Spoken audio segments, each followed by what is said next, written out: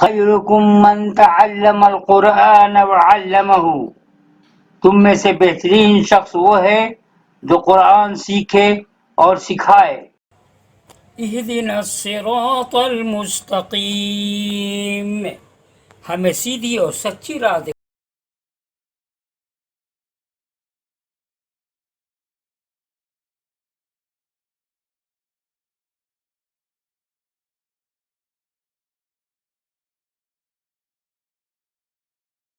وبرکاتہ، اہلا وسہلا مرحبا، عبد الوہاب آپ کے ساتھ۔ دوستو، آج مجھے بےحد خوشی ہوئی ہے، میں بہت خوش ہوں آج۔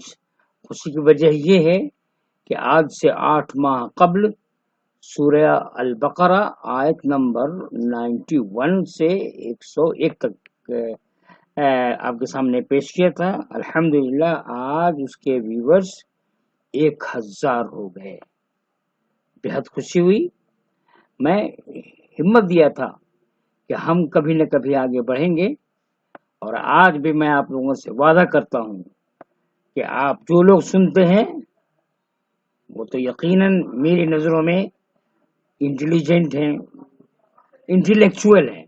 اس وجہ سے وجہ یہ ہے کہ ہم جانتے ہیں خیرکم من تعلم القرآن وعلمہ، جس نے جو قرآن تمہیں سے بہترین شخص وہ ہے جو قرآن سیکھے اور سکھائے۔ تو جو لوگ میری بات کو سنتے ہیں وہ میرے فیملی ممبر کی طرح ہیں، میرے بھائی ہیں، میری بہنیں ہیں، میری مائیں ہیں۔ اسی وجہ کر میں بےحد خوش ہوں۔ میں اس میں خاص بات بتائی تھی اپنی ماں بہنوں کے بارے میں کہ بس گھر کا سارا دار و مدار انہی کے اوپر ہے، میں یہی فوکس دیا تھا۔ آپ بہن کی حیثیت سے بہترین بہن کا کردار ادا کرتے ہیں۔ اگر بیٹی ہے تو آپ کا باپ آپ کو بہت عزت دیتا ہے، بیوی بنتے ہیں تو ہسبینڈ بہت زیادہ پیار دیتا ہے، ماں بن جاتی ہیں تو اس کی بات ہی الگ ہے۔ ہمیشہ بچے ماں ہی کے پاس لگے رہتے ہیں، اسی وجہ سے تو کہا گیا ہے ماں کے قدموں کے نیچے جنت ہے، الجنت تحت امہات الاقدام الامہات۔ بہر کیف، اسی وجہ کر مجھے بےحد خوشی ہے۔ آج میں پھر اسی بات کو ریپیٹ کر رہا ہوں، میں اپنی بہنوں سے بطور خاص مخاطب ہوں کہ آپ ہی کے اوپر گھر ہے۔ اگر آپ چاہیں تو آپ کے گھر میں جو بچے ہیں ان کو راہ راست پر لا سکتے ہیں، دینی تعلیم کے حوالے سے، دنیاوی تعلیم کے حوالے سے۔ ایک بھائی بن کر، ماں بن کر، دادی بن کر، بیوی بن کر، اچھی بیوی بن کر، یعنی ہر چیز میں آپ کا اہم رول، ہر چیز میں آپ لوگوں کو اہم رول ادا کرنا ہے۔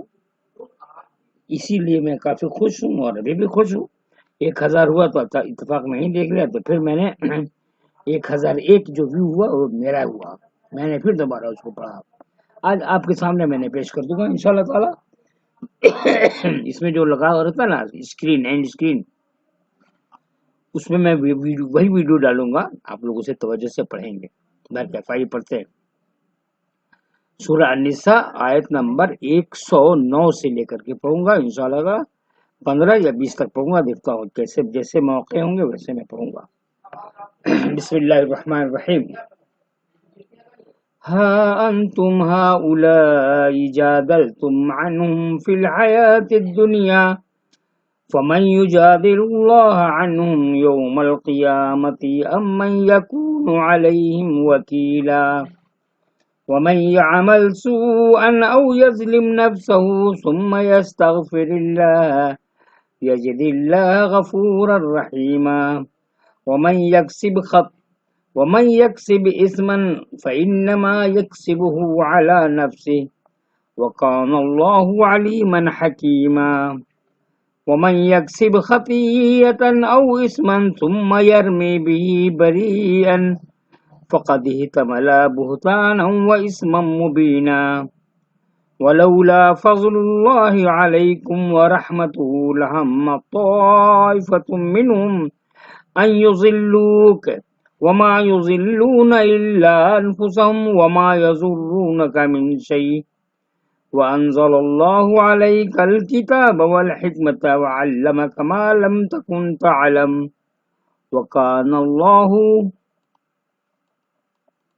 وكان فضل الله عليك عظيما۔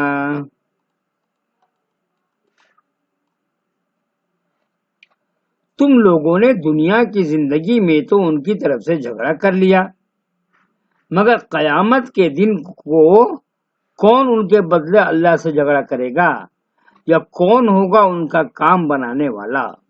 اور جو شخص برائی کرے یا اپنے آپ پر ظلم کرے پھر اللہ سے بخشش مانگے تو اللہ کو بخشنے والا رحم کرنے والا پائے گا، اور جو شخص کوئی گناہ کرتا ہے تو وہ اپنی ہی حق میں کرتا ہے، اور اللہ جاننے والا حکمت والا ہے۔ اور جو شخص کوئی غلطی یا گناہ کرے پھر اس کی تہمت کسی بے گناہ پر لگا دے تو اس نے ایک بڑا بہتان اور کھلا ہوا گناہ اپنے سر لے لیا۔ اور اگر تم پر اللہ کا فضل اور اس کی رحمت نہ ہوتی تو ان میں سے ایک گروہ نے تو یہ ٹھان ہی لیا تھا کہ تم کو بہکا کر رکھے گا، حالانکہ وہ اپنے آپ کو بہکا رہے ہیں، وہ تمہارا کچھ بگاڑ نہیں سکتے۔ اور اللہ نے تم پر کتاب اور حکمت اتاری ہے اور تم کو وہ چیز سکھائی ہے جس کو تم نہیں جانتے تھے، اور اللہ کا فضل ہے تم پر بڑا ہے، اللہ کا فضل ہے تم پر بڑا فضل والا ہے۔ وکان فضل اللہ علیہ، اللہ کا فضل ہے تم پر بڑا فضل ہے۔ اور ترجمہ تو یہی ہے۔ دنیا آزمائش کی جگہ ہے، یہاں ہر آدمی سے غلطی ہو سکتی ہے، خدا کے معاملے میں بھی اور بندوں کے معاملے میں بھی۔ جب کسی سے کوئی غلطی ہو جائے تو صحیح طریقہ یہ ہے کہ آدمی اپنی غلطی پر شرمندہ ہو، وہ اللہ کی طرف اور زیادہ توجہ کے ساتھ دوڑے، وہ اللہ سے درخواست کرے کہ وہ اس کی غلطی کو معاف کر دے اور آئندہ کے لیے اس کی نیکی کو توفیق دے۔ جو شخص اس طرح اللہ کی پناہ چاہے تو اللہ بھی اس کو اپنی پناہ میں لے لیتا ہے۔ اللہ اس کے دینی احساس کو بیدار کر کے اس کو اس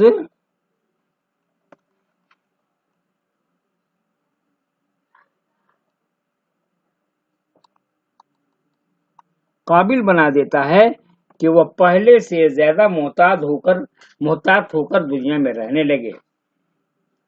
دوسری صورت یہ ہے کہ آدمی جب غلطی کرے تو وہ غلطی کو ماننے کے لیے تیار نہ ہو، بلکہ اپنی غلطی کو صحیح ثابت کرنے کی کوشش میں لگ جائے۔ وہ اپنے ساتھیوں کی حمایت سے خود ان لوگوں سے لڑنے لگے جو اسی غلطی سے اس کو آگاہ کر رہے ہیں۔ جو لوگ اپنی غلطی پر اس طرح کرتے ہیں اور جو لوگ ان کا ساتھ دیتے ہیں وہ خدا کے نزدیک بدترین مجرم ہیں۔ وہ اپنی غلطی پر پردہ ڈالنے کے لیے جن الفاظ کا سہارا لیتے ہیں وہ آخرت میں بالکل بے معنی ثابت ہوں گے، اور جن حمایتیوں کے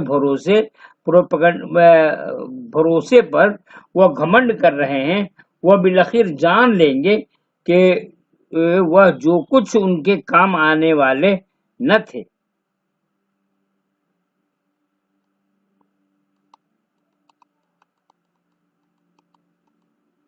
ٹھیک ہے، ایک شخص کسی کا مال چرائے اور جب پکڑے جانے کا اندیشہ ہو تو اس کے دوسرے کے گھر میں رکھ کر کہے کہ فلاں نے اس کو چرایا تھا۔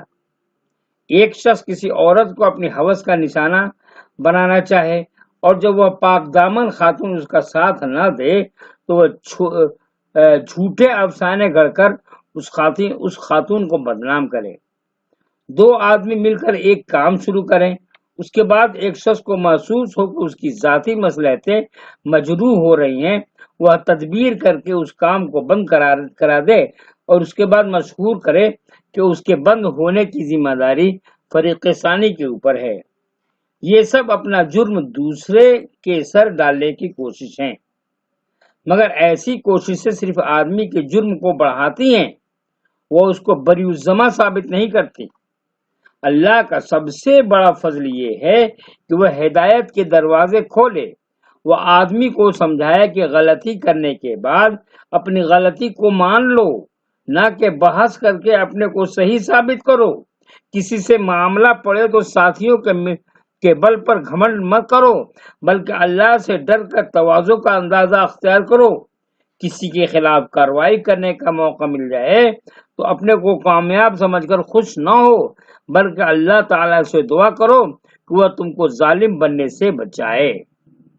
بات امپورٹنٹ چل رہی ہے نا۔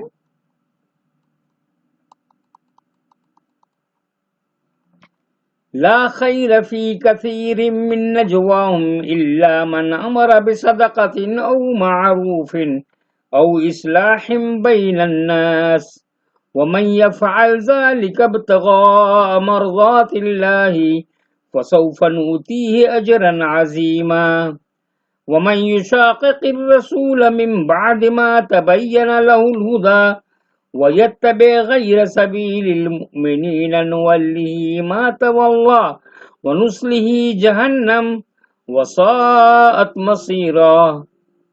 ان کی اکثر سرگرمیوں میں سے کوئی بھلائی نہیں، بھلائی والی سرگوشی ان کی اکثر سرگوشیوں میں کوئی بھلائی نہیں، بھلائی والی سرگوشی صرف اس کی ہے جو صدقہ کرنے کو کہے یا کسی نیک کام کے لیے یا لوگوں میں صلح کرنے کے لیے کہے۔ جو شخص اللہ کی خوشی کے لیے ایسا کرے تو ہم اس کو بڑا اجر عطا کریں گے، مگر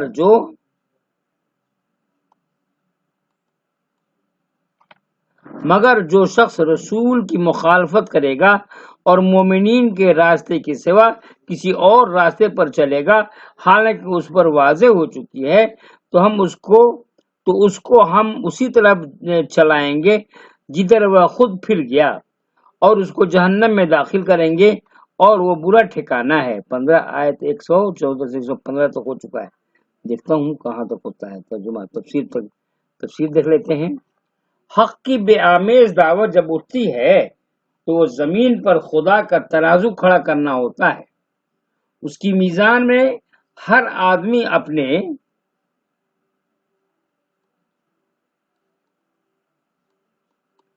اپنے کو تلتا ہوا محسوس کرتا ہے۔ حق کی دعوت ہر ایک کے اوپر سے اس کا ظاہری پردہ اتار دیتی ہے اور ہر شخص کو اس کے اس مقام پر کھڑا کر دیتی ہے جہاں وہ باعتبار حقیقت تھا۔ یہ صورتحال اتنی سخت ہوتی ہے کہ لوگ چیخ اٹھتے ہیں۔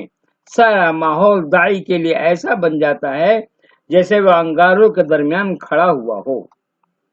جو لوگ دعوت حق کو ترازو میں اپنے کو بے وزن ہوتا محسوس کرتے ہیں، ان کے اندر ضد اور گھمنڈ کے جذبات جاگ اٹھتے ہیں۔ وہ تیزی سے مخالفانہ رخ پر چل پڑتے ہیں۔ وہ چاہنے لگتے ہیں کہ ایسی دعوت کو مٹا دیں جو ان کی حق پرستانہ حیثیت کو مشتبہ ثابت کرتی ہو۔ ان کے لیے اپنی زبان کا استعمال یہ ہو جاتا ہے کہ وہ دعوت اور داعی کے خلاف جھوٹی باتیں پھیلائیں، اس کو زیر کرنے کے منصوبے بنائیں۔ وہ لوگوں کو منع کرے کہ اس کی مالی مدد نہ کرو۔ جو اللہ کے بندے اللہ کی رسی کے گرد متحد ہو رہے ہوں ان کو بدگمانیوں میں مبتلا کر کے منتشر کریں۔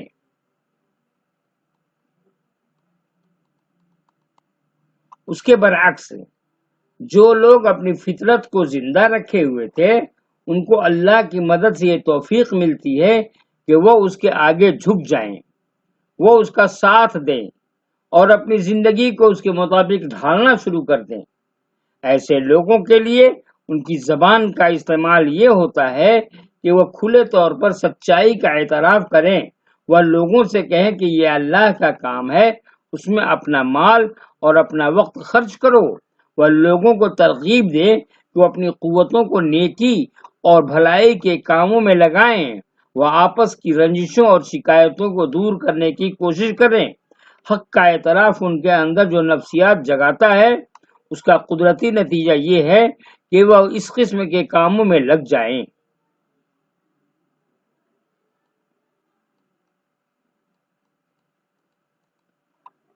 اللہ کے نزدیک یہ ایک ناقابل معافی جرم ہے کہ حق کی دعوت کی مخالفت کی جائے، اور جو لوگ حق کی دعوت کے گرد جمع ہوئے ہیں ان کو اپنی دشمنی کی آگ میں جلانے کی کوشش کی جائے۔ دوسرے اکثر گناہوں میں یہ امکان رہتا ہے کہ وہ انسان کی غفلت یا کمزوری کی وجہ سے صادر ہوئے ہوں، مگر دعوت حق کی مخالفت تمام تر سرکشی کی وجہ سے ہوتی ہے، اور سرکشی کسی آدمی کا وہ جرم ہے جس کو اللہ کبھی معاف نہیں کرتا، الا یہ کہ وہ اپنی غلطی کا اقرار کر لے اور سرکشی سے باز آ جائے۔ دین کی دعوت جب بھی اپنی بے آمیز شکل میں اٹھتی ہے تو وہ ایک خدائی کام ہوتا ہے جو خدا کی خصوصی مدد پر شروع ہوتا ہے۔ ایسے کام کی مخالفت کرنا گویا خدا کے مقابلے میں کھڑا ہونا ہوتا ہے، اور کون ہے جو خدا کے مقابلے میں کھڑا ہو کر کامیاب ہو جائے۔ تو جناب یہیں تک میں اختتام پذیر، سے لے کر 15 منٹ بھی ہو چکے ہیں، وقت ہو چکا ہے، توجہ کے ساتھ پڑھیں، اور جو لوگ میرے ویورز ہیں میں ان سے مؤدبانہ گزارش کروں گا کہ اس نیک کام کو زیادہ سے زیادہ آگے بڑھائیں، شیئر کریں، یا جو جی چاہے ویسے اپنا سمجھے، میرے سے زیادہ آپ لوگ جانتے ہیں۔ اچھا، دعا میں یاد کیجیے، یاد رکھیے گا۔ السلام علیکم ورحمۃ اللہ وبرکاتہ۔